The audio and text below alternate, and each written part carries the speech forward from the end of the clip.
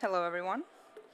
My name is Alina. I represent Center for Global IT Cooperation, and today I want to discuss the very interesting topic, which is called AI in AgroTech and FoodTech. So, just to start, I want to say that I'm just a substitute for the speaker who's supposed to be today. Unfortunately, they couldn't make it, so I'm trying to do my best to speak about this topic. What we need to discuss? So probably that you all know that we live in a paradox, and we have like the very developed agricultural system that feeds a billion of people, but at the same time we have over 800 million people that still face food insecurity and malnutrition on a daily basis. And how we can fix this? So probably we can do it with AI and with any other food technology, because it doesn't just help us to grow more food. It also helps to optimize decisions in real time. It helps to maintain crops and etc. What actual changes AI makes now in the agrotechnology? First, it helps farmers to monitor soil health, crop conditions, weather patterns, and pest outbreaks with unprecedented accuracy. Also, sensors and drones collect real-time data, while machine learning models optimize irrigation, pesticide use, and planting schedules. Also, at the same time, we have predictive analytics for food security, and AI models forecast crop yields, identify supply chain risks, and stimulate scenarios under climate stress. Also, special software is able to independently calculate optimal crop sequences for each specific field, taking into account agrochemical data such as soil acidity, moisture content, and humus. So, why this can help us with anything else, as said. I will just gonna get practical examples later, just a few theory takes. As I said, how it transforms the agriculture. Why it's also important, because it's not just a tool for the global scale, it's also one of the tools that could help global south face also to fight with the food insecurity, because small holder farmers produce 70% of all food in low-income countries, and which is important because AI can help really develop and change the small farmers' lives. Also that mobile-first tools ensure wide access. Of course, you need some mobile apps to make things happen. And most important things that a lot of small farmers in the low-income countries don't have access to the internet. So that's why AI tools must also work offline and in local languages and with intuitive interface. And what I want to tell, I personally come from Russia, and Russia is nowadays top 1 crop and wheat export, but it wasn't always like that. In the 1990s, Russia faced a food insecurity, and people couldn't believe right now, but we didn't have much crop fields, and we even had humanitarian aid from many Western countries.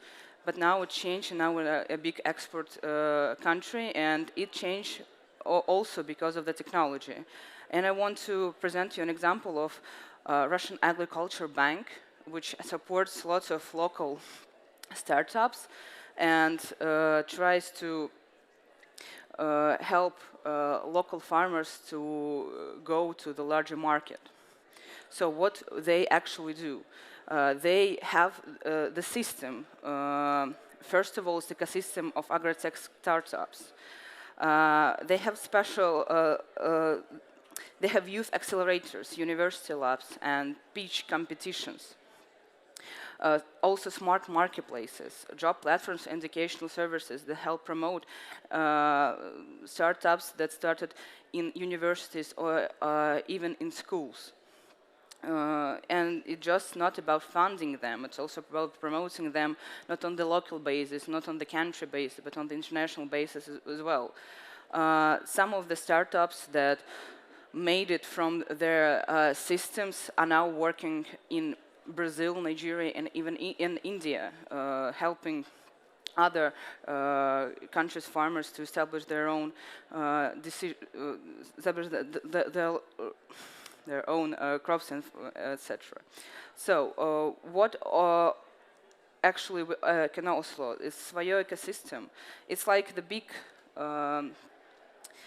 system that presents everything in one app. It's like a big app that has everything in it. So if you, for example, live in a countryside, this app can help you choose the house you want to live in, choose the farm you want to live in, if you can say that.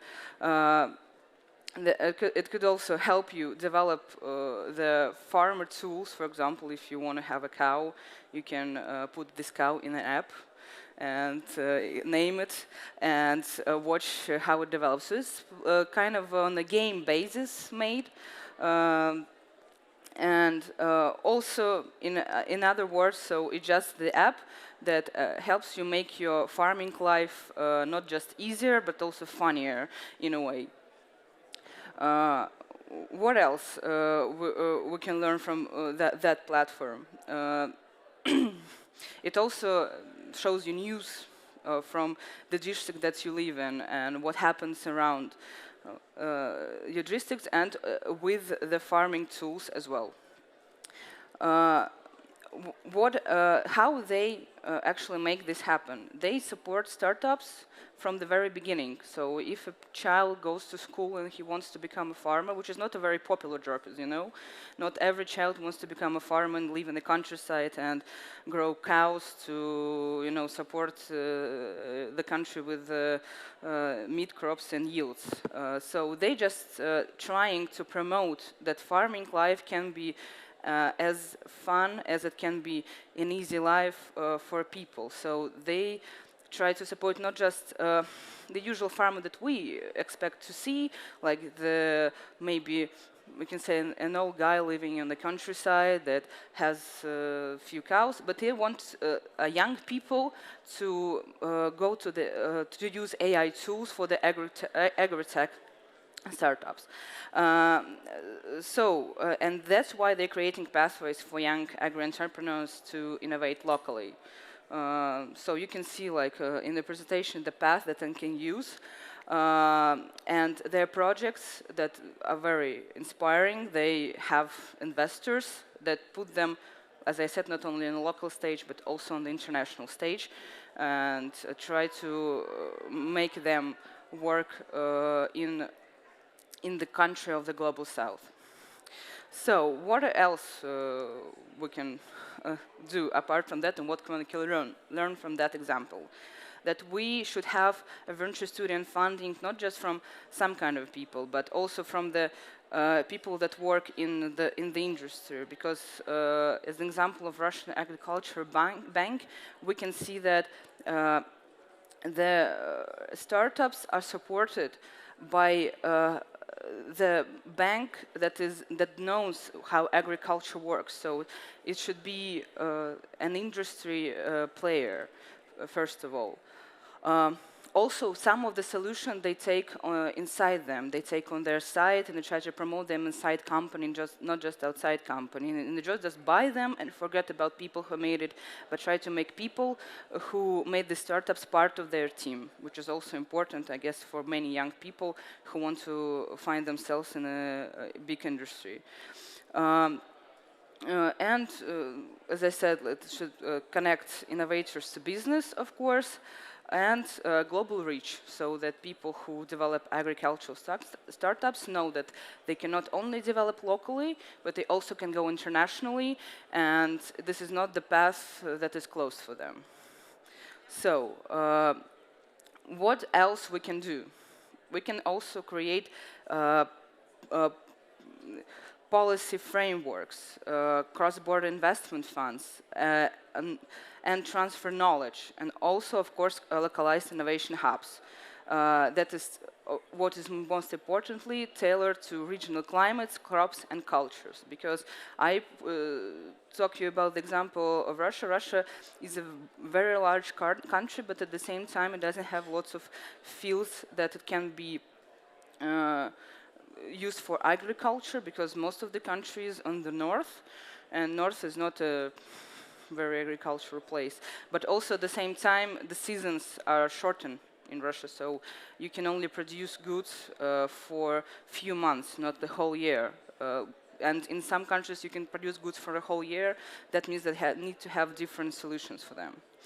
And so, as I said, also, so what my main point is that it's not a point just to feed people. They need to be fed better, with the better products, with the better production that we can make using AI tools and using agricultural startups, with the new generation that can learn actually from many things that, of course, it's my generation, but I also may be losing something that even younger people can develop. And also what I wanted to say in the end, that AI definitely won't fix food insecurity like at all. It can make our life better, but it won't fix the problem, like the whole problem. It can predict and prevent crises, and that's why how we can build an action plan. And we can make farming not just sustainable, but also aspirational for young people and for the future generations. And we can do that by connecting farmers, researchers, startups, and consumers, and we can rewire the food system to become resilient, equitable, and smart. This is all I want to say. Thank you very much.